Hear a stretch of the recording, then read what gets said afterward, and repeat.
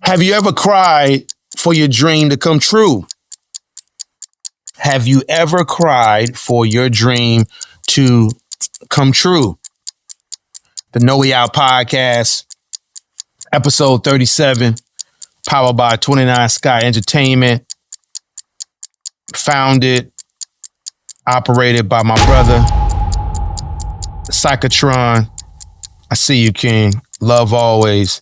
From New Orleans to Africa to London and Spain.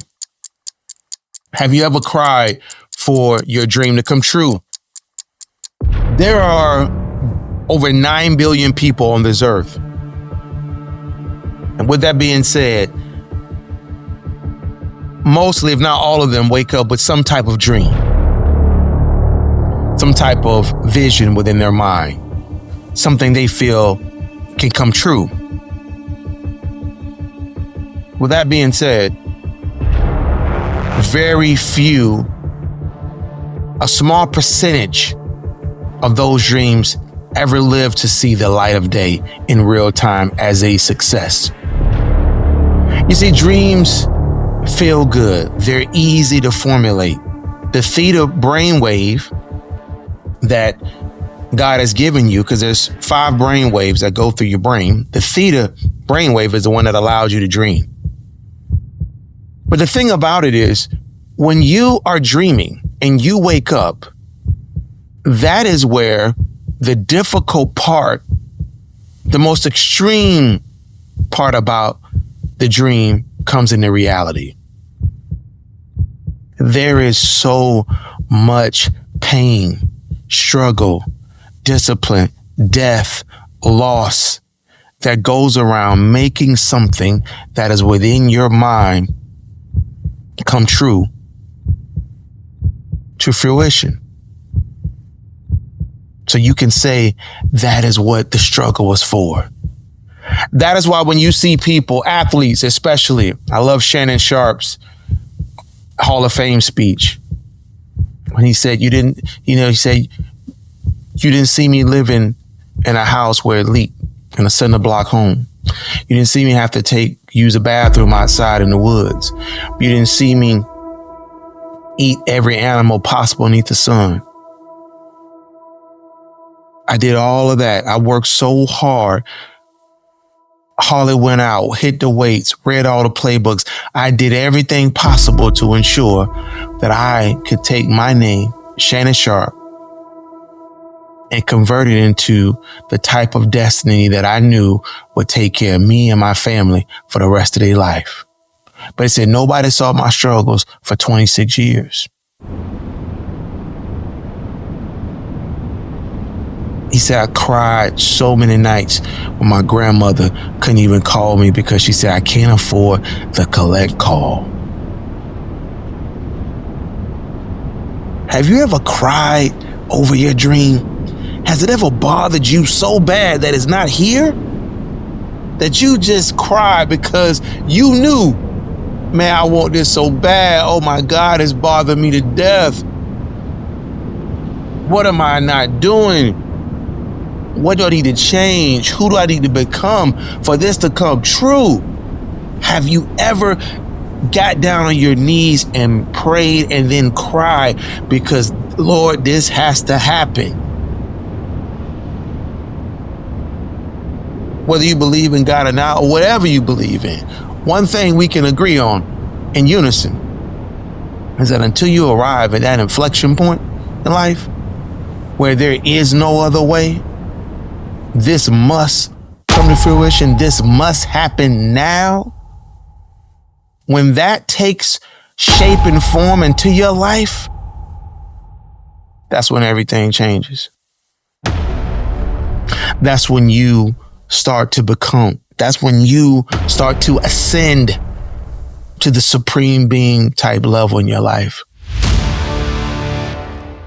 That's when everything begins to feel and understand as being real, authentic. Until you have really cried over your dream, it will never come true. It will will never be real enough. That's when it's real. It's almost like when somebody walks out of your life and you know now, I have really messed up. This is bad. You can still live, but you'll forever be broken. Some things in life, they create broken pieces in our puzzle of life. We're not dead from it, but it's a very much broken piece in us. You see, that thing that you feel is special, that thing you feel is different, that thing inside of your heart and mind that you feel could change the world, that thing inside of your mind and heart that you feel will give you generational wealth so you can now have time for the things you want in life. There's no price you can put on that. There's not enough hours in a day you can say, I'm only going to work this, and it's going to come true. Everything you want that somebody isn't giving you you will incur incalculable pain. I'm going to say it again. Anything you want outside of what another person wants to give you, like an employer, you are going to feel a whole different type of pain. I want you to understand that. I want you to feel that. I want you to recognize that type of path that you're walking on, because it does not change. This process, this environment that you want to live in, this freedom, this space of freedom you want to exist in, that comes from your dreams manifesting.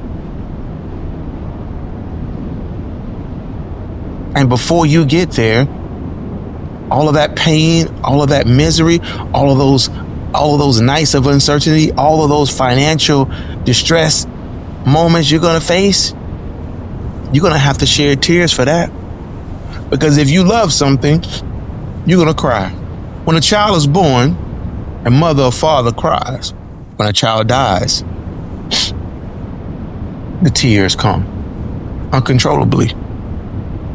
People get married, have a special bond, they cry. See their child graduate from school, whatever grade level, they cry.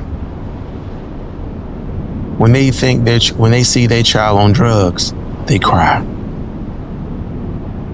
What about your dream? Because that's personal. That's you. That is you.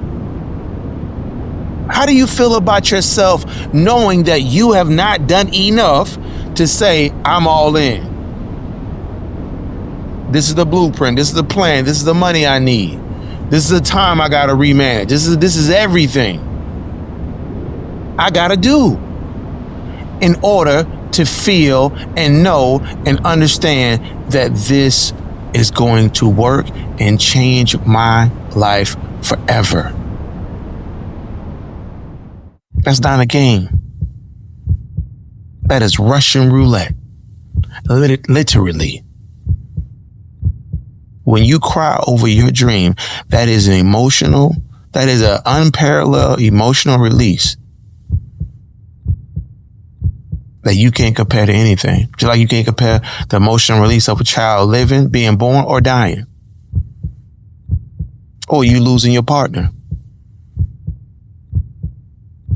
When you cry over your dream to come true, when those tears stop going and you wipe your face, think about what type of person you are now.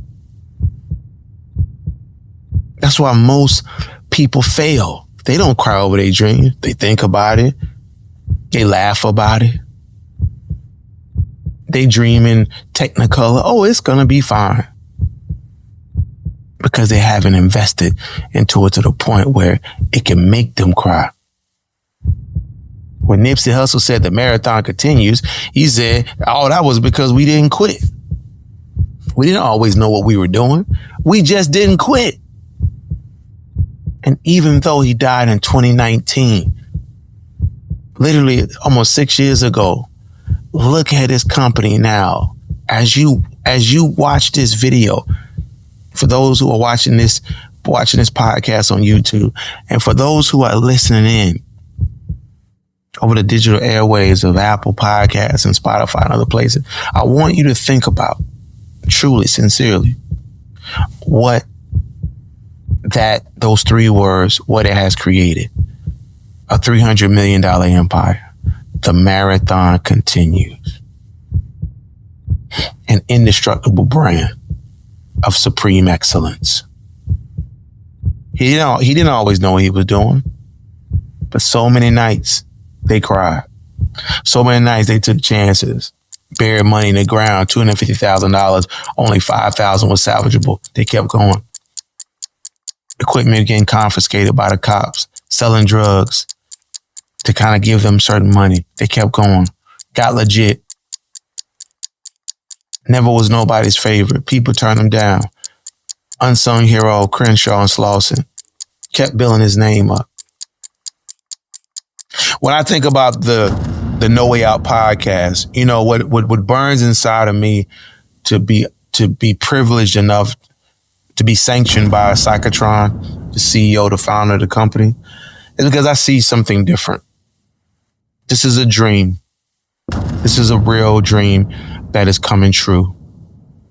The No Way Out production company, the No Way Out film division, the No Way Out podcast series in person, chronicling people's journeys through post-incarceration, existing incarceration, and life after as they build their lives outside of criminality. The ones that are falsely accused, the ones that need a voice.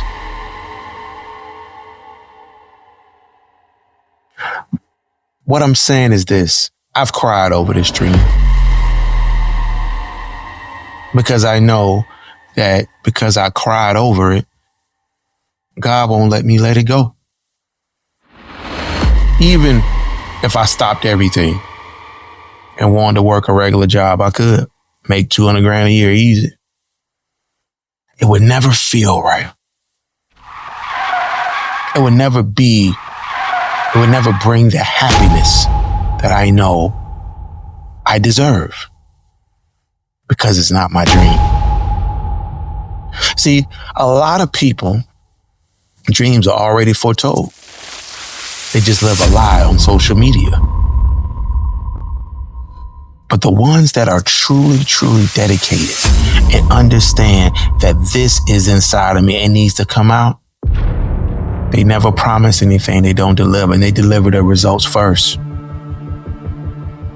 Ask yourself this: why haven't I cried over my dream?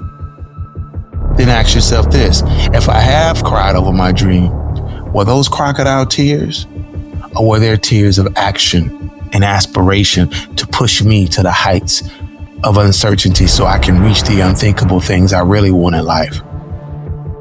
You can only lie to yourself for so long. Time catches us all, by death or age, or just plain self-embarrassment.